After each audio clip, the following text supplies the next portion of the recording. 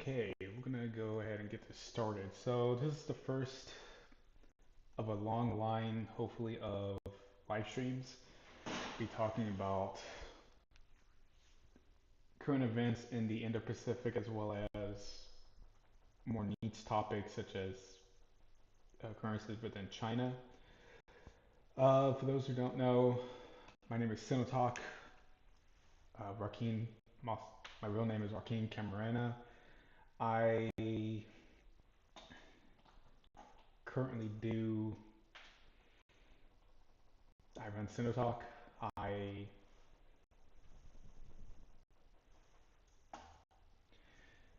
I essentially will be analyzing, like I said before, topics throughout the Indo-Pacific region, as well as anything that may be newsworthy throughout the world, such as the ongoing three-day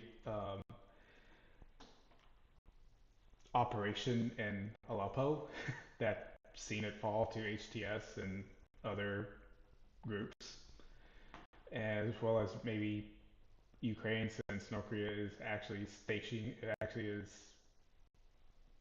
a part of it now, and possibly South Korea in a few months or weeks.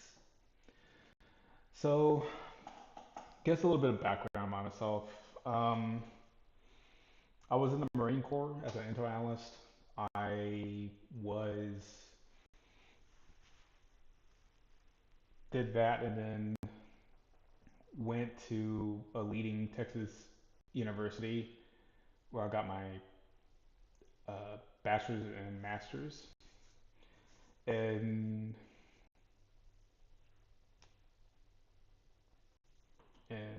I now focus on analyzing current events in the Indo-Pacific region. Obviously China, but also other regions as well. So I guess to I guess to go ahead and get this started is be talking about the recent something that came up very recently was the defense minister as well as the um, Central Military Commission Mao Hua being placed under investigation um, because of alleged corruption. So that's interesting because one, it shows that Xi Jinping may not have the necessary control over the PLA. This is obviously about control. It's not really about anything else beyond corruption. I'll touch upon that in a few minutes. Um, the reason why I say it's about control is because, well, for one, it illustrates. It's because one, he's not really towards any other group or any other individual. If it was, then we would have seen maybe possibly two to three others being rolled up as well or being placed under investigation slash suspension because both Meow and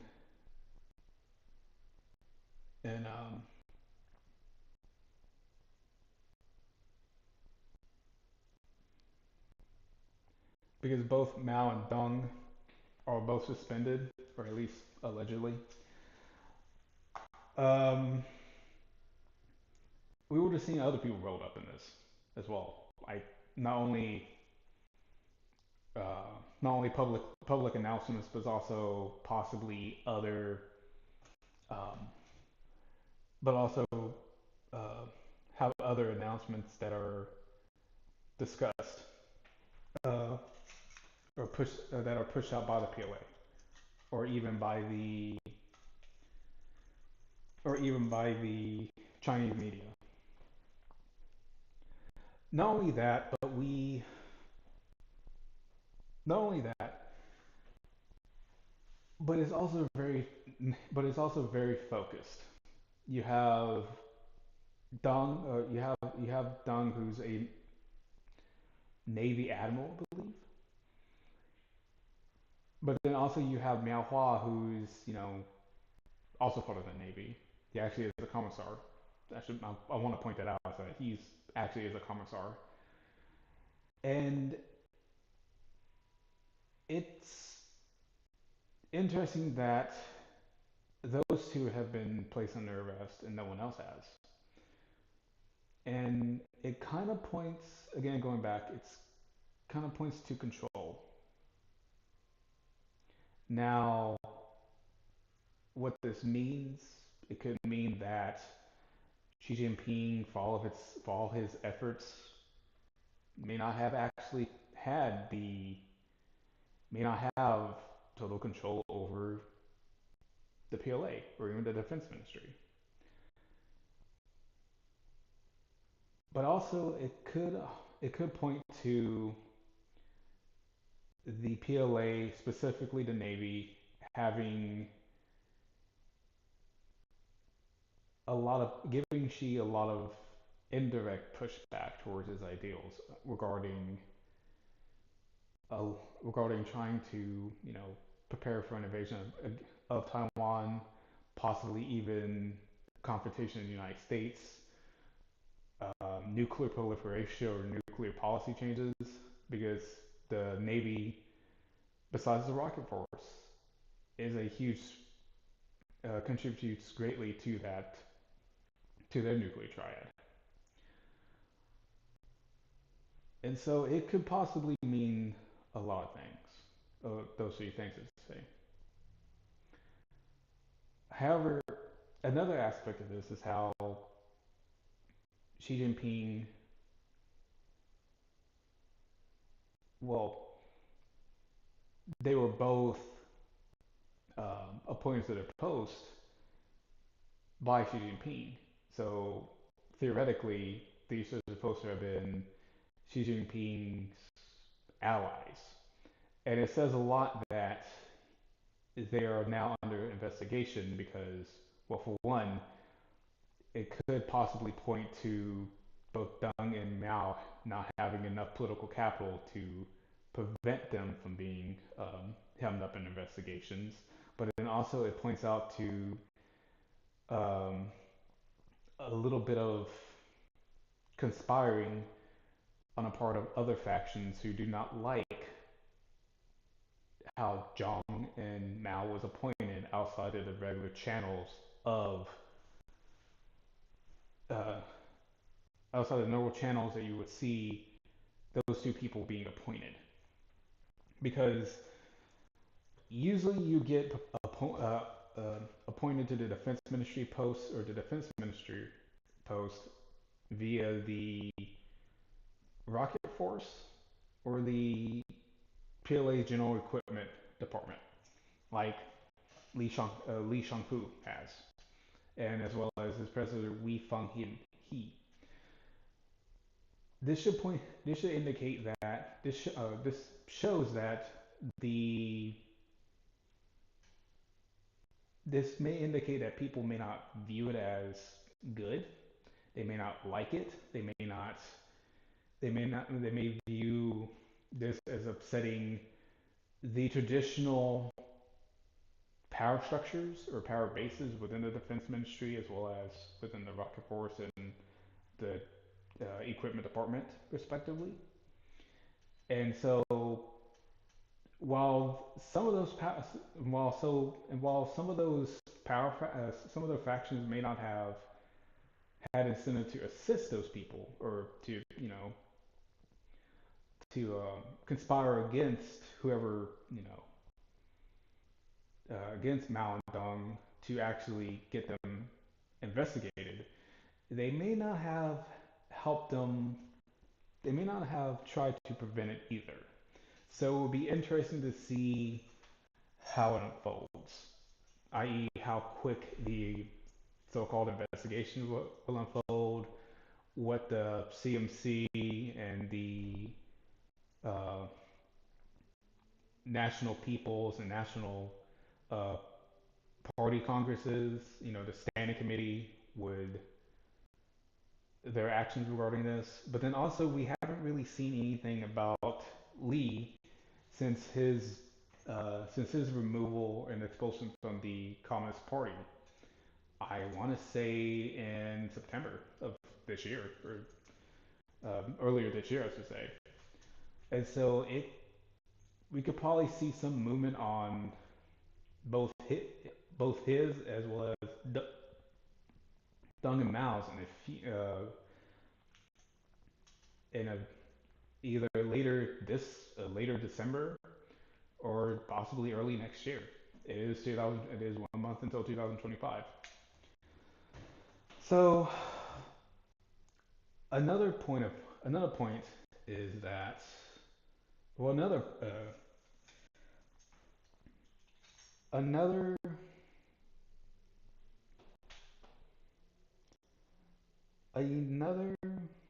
story that I wanted to point out was the recent war game that the Committee on the CCP as well as the uh, Center for Strategic Intelligence Studies conducted in mid-November about the war game, about providing assistance to Taiwan, and that was interesting because of 2 points. One is that they found that the Taiwanese military would have to hold out for 1 month until the United States and possibly others come to its aid and break the blockade and provide it with assistance. Now, they've actually pointed out that this has a lot of issues with this, especially regarding one of the senators actually highlighted the numerical advantage that China has, um, but then also has a better ship building capability than the United States, as well as to manufacture munitions. Um, but also it highlighted the difficulty that China would have in conducting the invasion, which that's something that I've always harped upon, and that I always harped upon because, for one, it's important to actually point that out because it's not going to be a simple game of they roll through and they capture the PLA. They go through and they roll up onto the beaches and they go capture Taipei. It will be significantly harder, i.e. the uh, i.e. the Taiwanese or even the United States military, depending upon how they want to fight or how much they want to get involved in the initial uh, invasion, they could destroy a lot of those staging areas that would pop up along the coast. Not only that, but they would actually have opportunities to strike at the logistics within Fujian, maybe the upper part of Guangdong.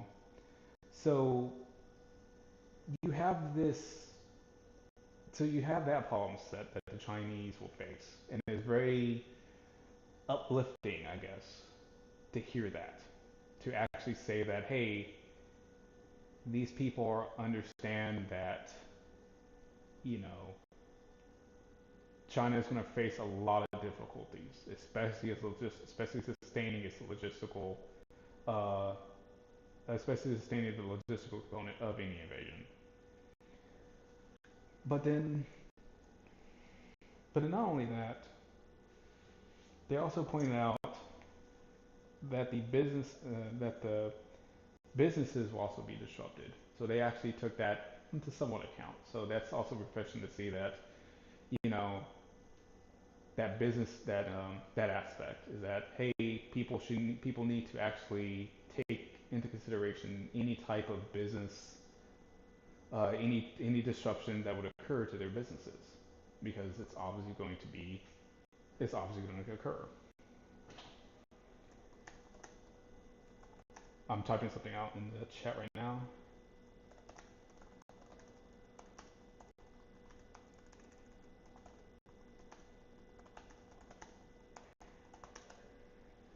So one of the interesting things about it,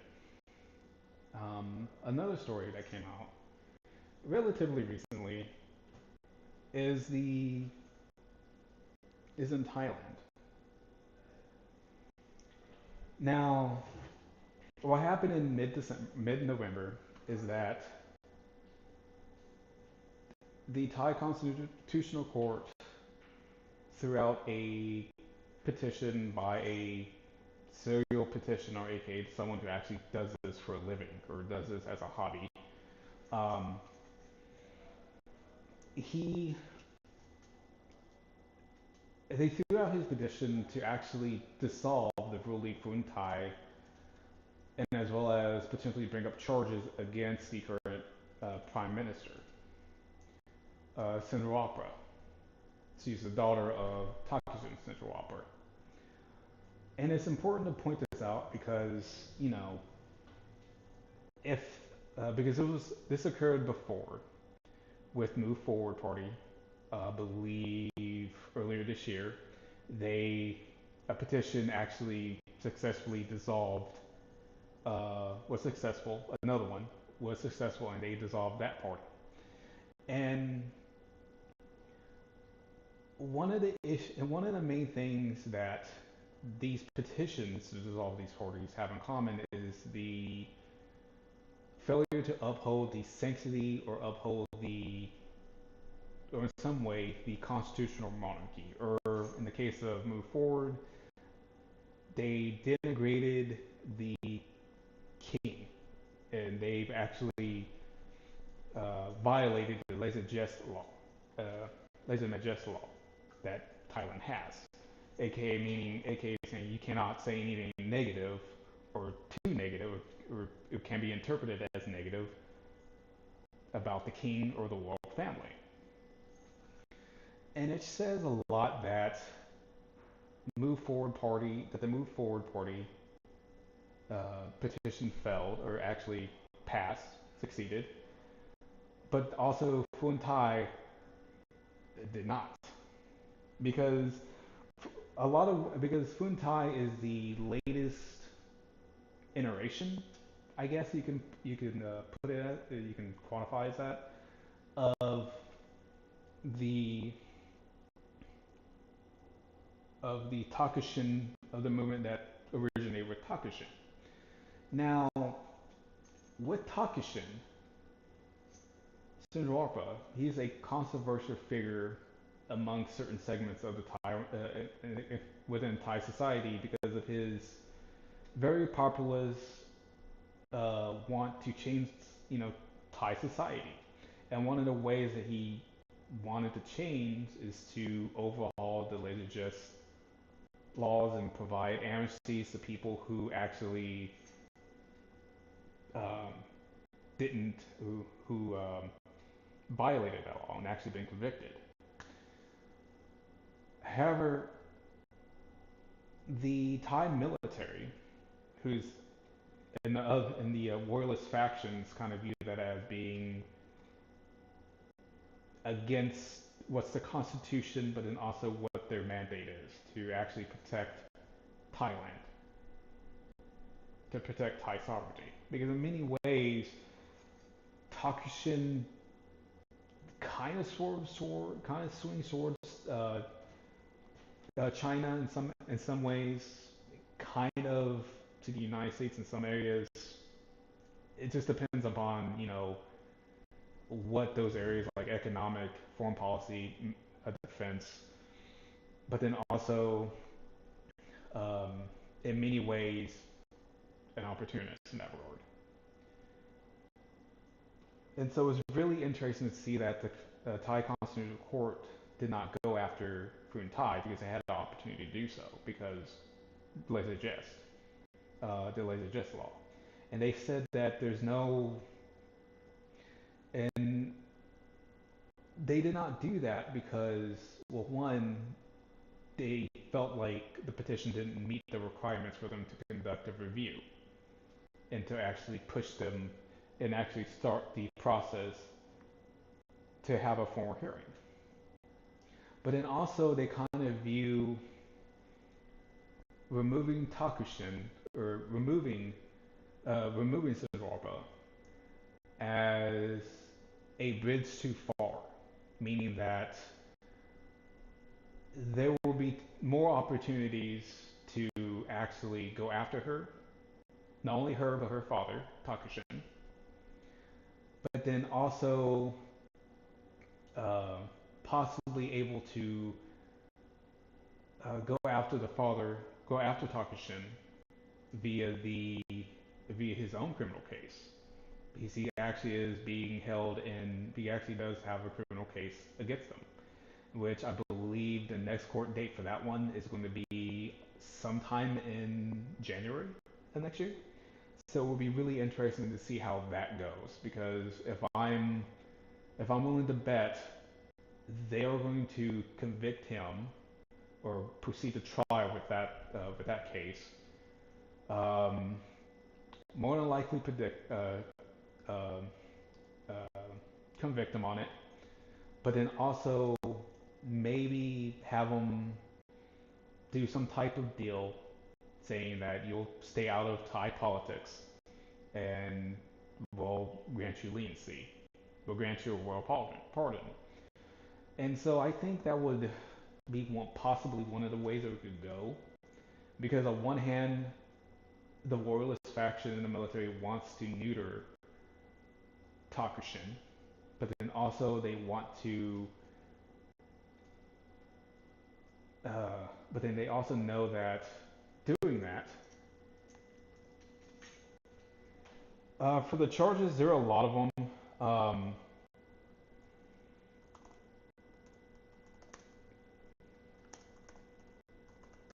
There's a lot of them. Most of them have been actually uh, been either he's either being found guilty of in previous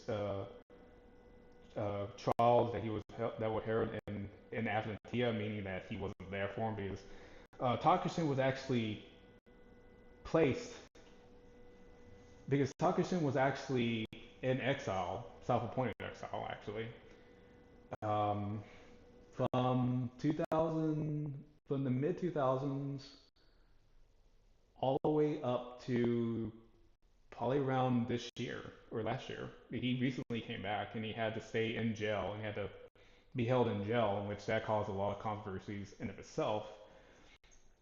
And so, but for the trial that I'm mentioning, it's actually he was actually indicted on the laser jets law. So he stated, I forgot what the prosecutors actually stated the what he said, but um, but just by having him being convicted or being indicted on it shows you just tells me that they want to get him on these charges. They're going to have him. They're going to have this. They're going to make this stick, and and that may indicate that he may, or that the Thai government or the Thai judiciary want to convict him and to at least nullify its power. Because within Thai society and within Thai politics, everyone knows that Phun Thai is actually ran by Takushin. Um, he actually does go out he actually does do a lot of campaigning on their behalf, especially in the northern part where his traditional power base, so to speak. And so, and in some ways that, and in some ways they hope that this, by convicting him, they can nullify that power or get him totally out of politics. Now, uh, I mentioned before, a bridge too far, convicting him and telling him to get out, telling him to possibly removing him from politics by way of prison, maybe a bridge too far because he has a lot of popular support, especially amongst the Northerners, the red shirts, or the red shirts, as opposed to the South or the yellow shirts. And so you have this, so you have that dynamic going on in which, you know, Funtai and Takushin, um, Fafanda Korn, his daughter slash current prime minister, will say that, hey, Takushin is not in charge of Funtai, but his actions and then also his dealings, I guess, for lack of a better term, says otherwise, or would suggest otherwise. Um, Another one I wanted to touch upon would be this actually came out today. The New Zealand Defense Force. I'm actually going to make a post about it on social media in the next few days, possibly tomorrow. Uh, the New Zealand Defense Force released its an interim report about the Matamala, the the survey vessel or the naval vessel that sunk off the coast of Samoa, probably 1 or 2 months ago. And the really significant thing about the report is that they highlighted that it was because of human error, meaning that someone screwed up and it sunk. Now, where the precise mistake that was caused, I was going to say it, I was going to call it a screw up, was the, uh, was the bridge um, kept the autopilot on. They didn't disengage it when they were when they were in the waters near the reef or near the sandbar. I believe they struck a reef um, prior to traveling to area and not. Um, and so it essentially allowed the ship to hit and strike and to sink. That actually one of the actions that led to this actually led to the sinking of the vessel itself. But it's very interesting that they came out with that when it it actually they could have postponed the report or they could have did something else or they could have just held off on even publishing it. They could have made an internal report before uh, so they can figure out possible not repercussions. Well, there will be repercussions, especially with the captain, but then also potential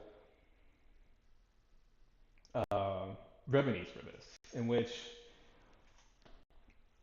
I had to check back. Um, but but yeah, so it just shows that the New Zealand Defense Forces, training and as well as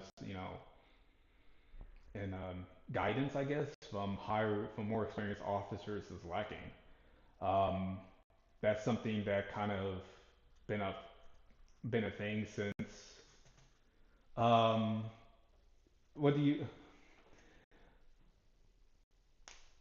I don't think it's trying to get the captain um,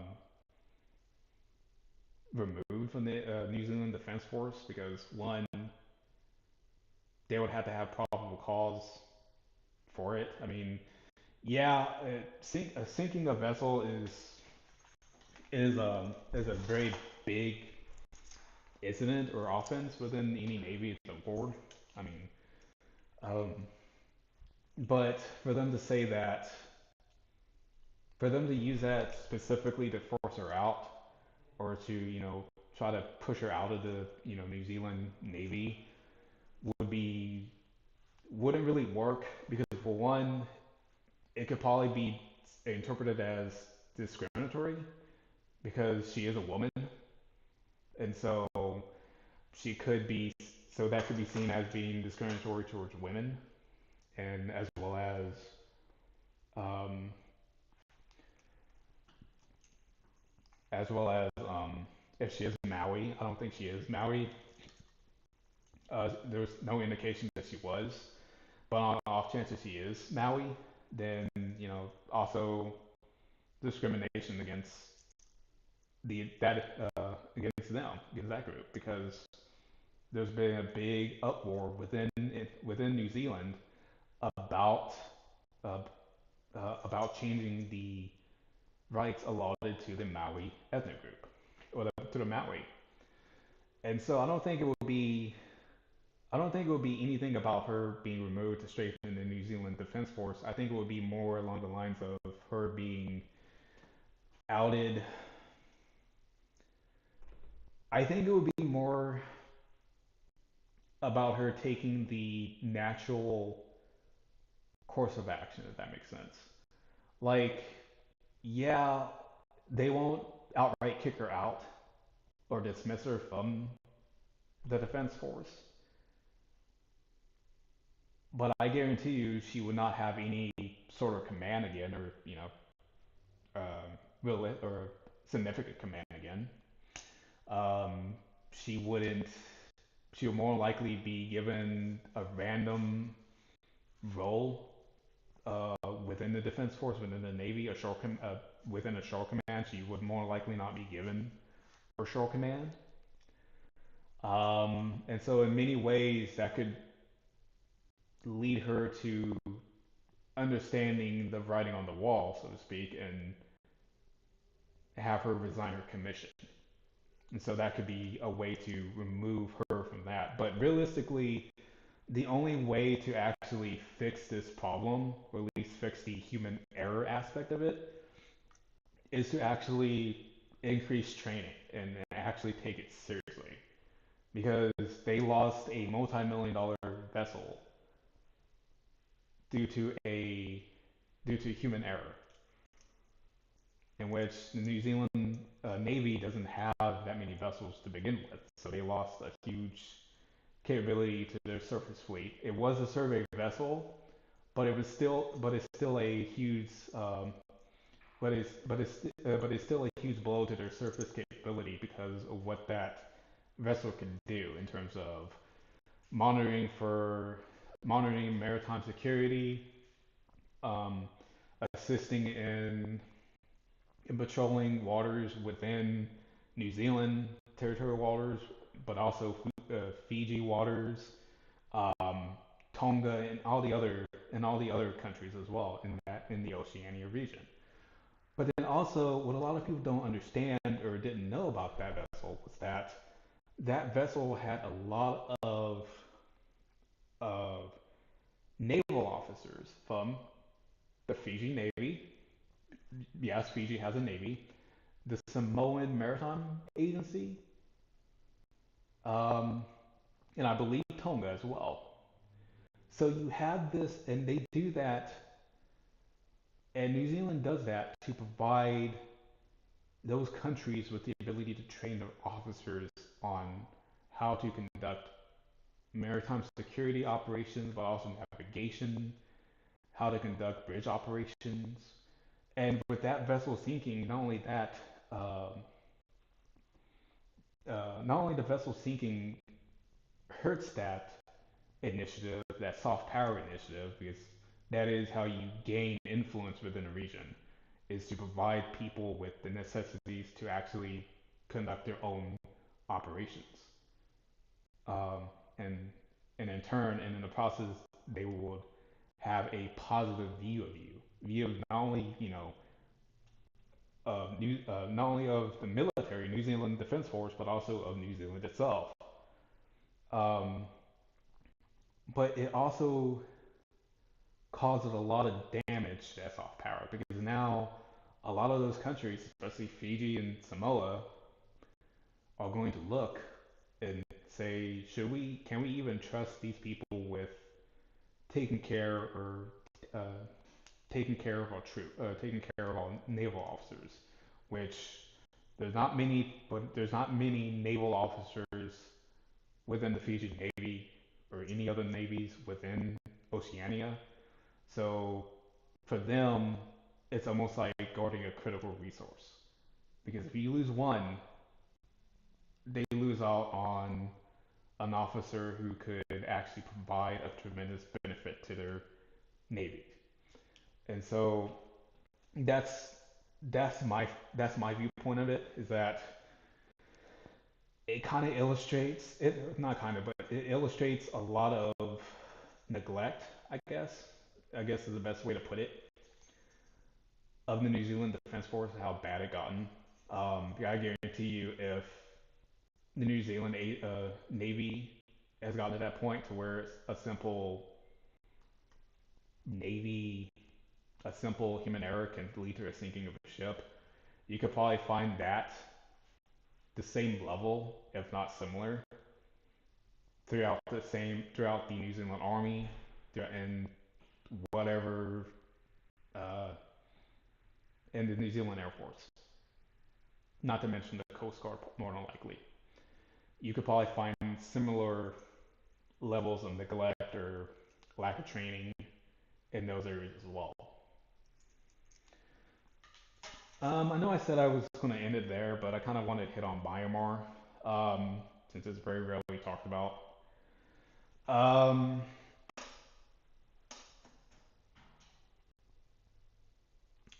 Myanmar has gotten interesting the last few months, since I want to say August, and it's mainly because of China.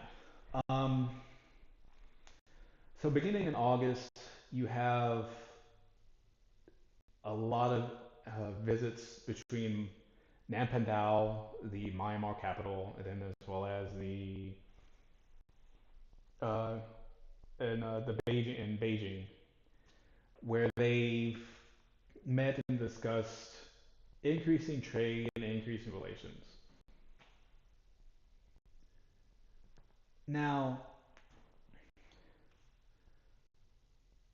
what this means, um, what this really means is that China is actually trying to increase, or at least help the junta to protect its interests in the country. And I kind of jump forward a little bit, um, but the reason why they want to is because they didn't think that the Three Brotherhood Alliance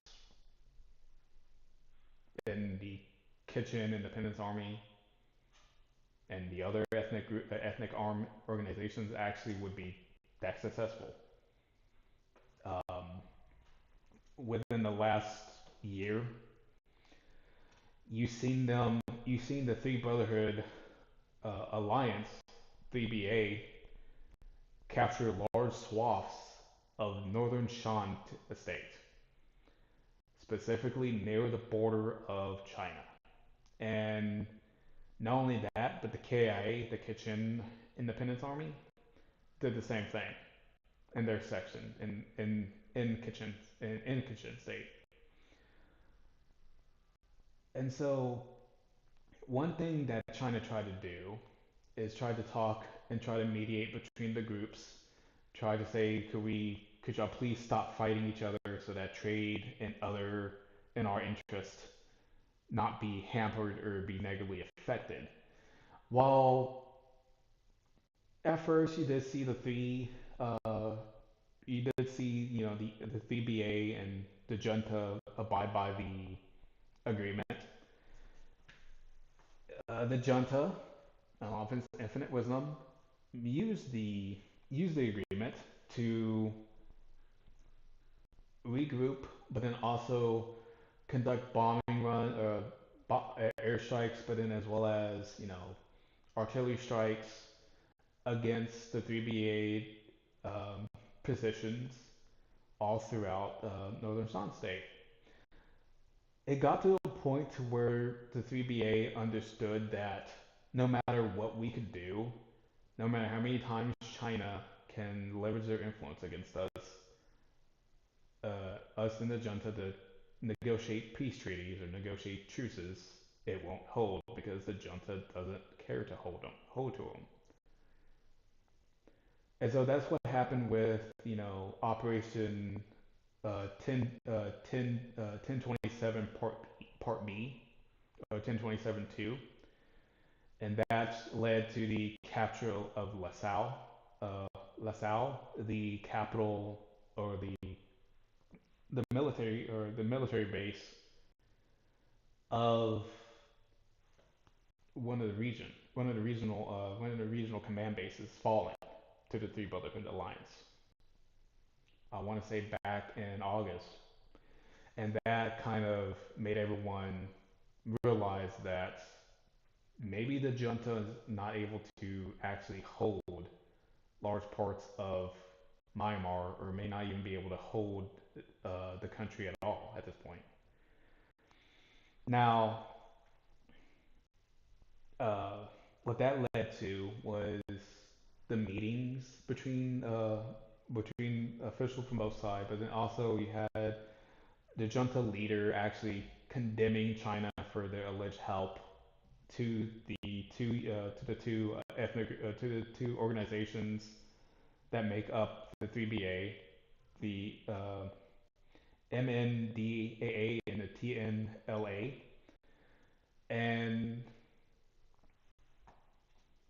and while China, they didn't publicly say anything.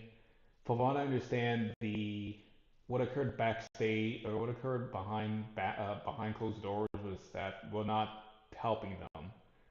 We're not. Why are you condemning us? Why are you saying these negative things about us? Um, if anything, this is a problem that you created by not abiding by the truces that we've actually mediated. And so that led to China um, uh, actually led China to do two to three things. The first one, and the one that has been gaining a lot of noise within various OSINT channels as well as certain media channels, is that China and Myanmar actually are going to create a joint security company to oversee security. They said at the port of Kalahipu and I know I butchered that name in Rakhine State. We're the third we're the third organization that makes up the Three Brotherhood Alliance. The Akin Army captured 10 out of 17 townships. So they captured a little bit over 50% of the state itself. So you have this. So you have that. So you have that occurring, but then also you have the Chinese government in Yunnan province placing the MNDAA leader under arrest. And it's interesting because of 2 points. One, he's ethnic Chinese. I want to point this out is that both the TNLA as well as the MNDAA are both primarily ethnic Chinese, meaning that if you ever see a statement from them that's written in Chinese, it's because it's literally Chinese. It's not like they're using Chinese script to write out their language. It's actually is Mandarin Chinese their um, or their dialect. And so it's very interesting that we see them actually capturing or placing him under house arrest because Han blood is supposed to be thicker than water, or motherland supposed ties to motherland supposed to be thicker than water. But then also, in many ways, you actually do see um, you actually do see in many ways, I should say, China actually propped up the MMNDA to actually go against the junta because and to go after them to capture or otherwise nullify a lot of those scam centers that existed, especially along the border, but then also throughout some areas within the northern Shan state and along Chinese border to actually go after them because the junta didn't want to. Because for them, it was one of the primary sources of income they had. And so you had that dynamic going on. And then the third one was that they placed a trade embargo of electricity, essential food, and other supplies all along the border to prevent the uh, prevent the two groups from actually operating and the KIA from actually operating. While it did work with the MNDA as well as the TNLA, it didn't really work with the KIA because, well, they captured the final border town that exists within Kitchen State, thus allowing them to abolish State Region Number One, which encompassed that area. So they said, so after they captured it, a few days after they captured it, I believe they announced that today. They said that this is no longer junta territory. We do not recognize State Region Number One. We will. It's going to be a part of whatever kitchen homeland or kitchen state that we want it to be. But then also, but regarding going back to Rakhine State, it's interesting to see that the the Chinese will be setting up a joint military, joint security company with with Myanmar or junta, because it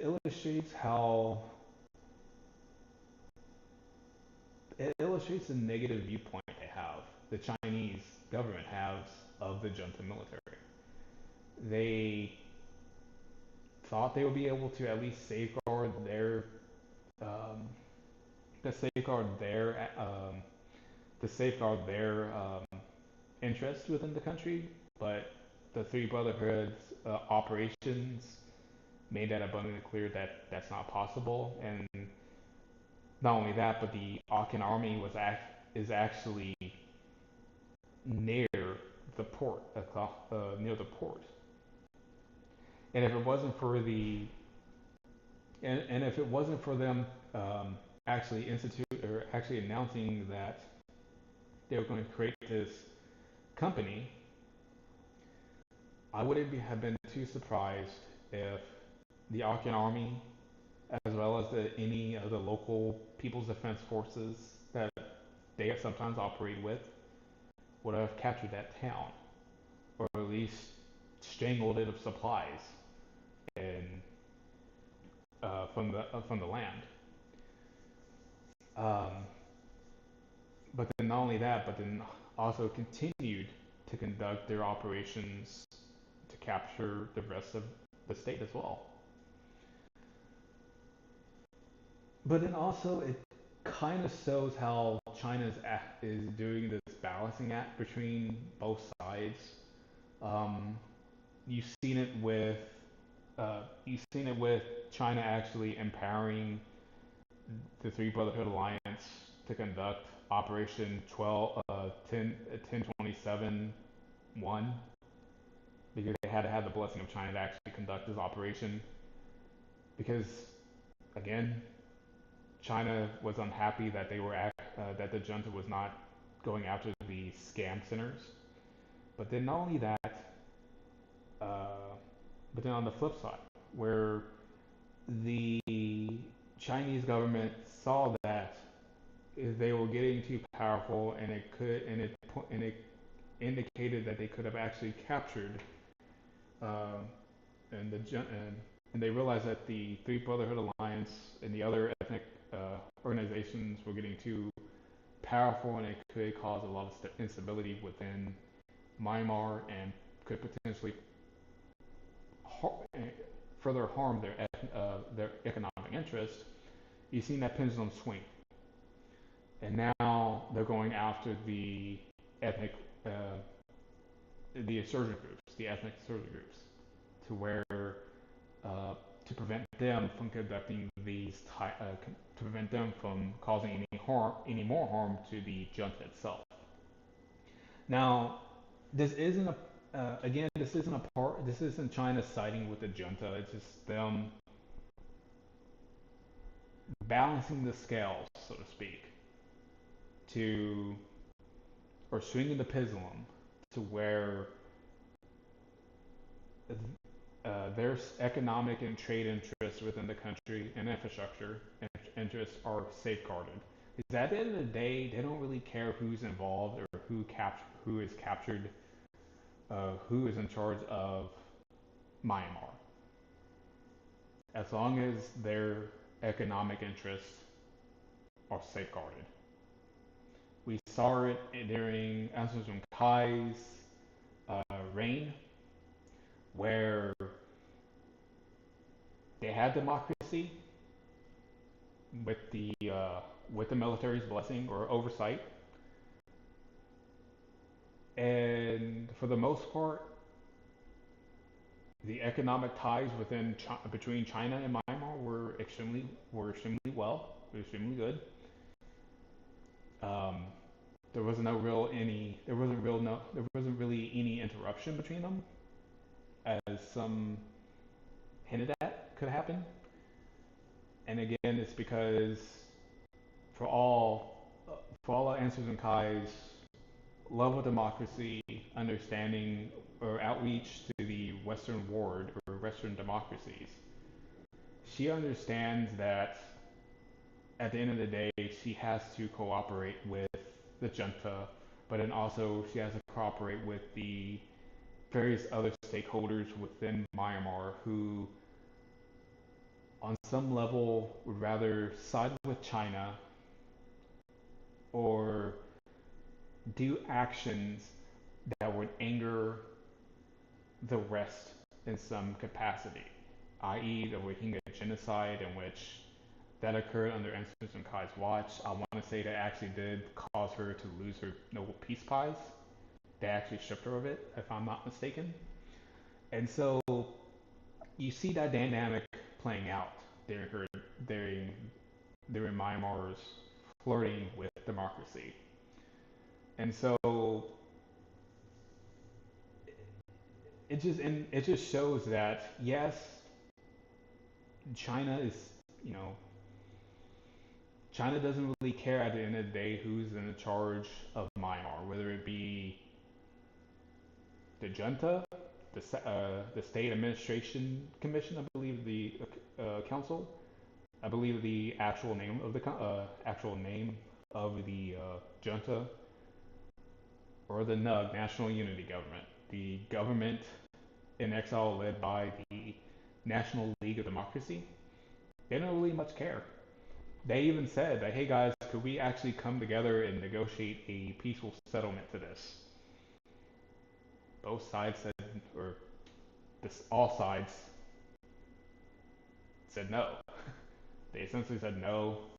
Um, and it's because at the end of the day, the elections, and it involved elections, I should say that, it would mean that the junta would oversee any elections that would take place under that peace deal, meaning that for for all intents and purposes, they will somehow continue to be in power in some way, in which the NUG, the PDFs, the various other ethnic armed organizations that actually have joined or form alliances with the NUG and PDFs, they view that as a non-starter. They actually view that as a non-starter, i.e., no, we don't want this. We will not enter into any agreements. And so, um, and so that's essentially killed any negotiations with that.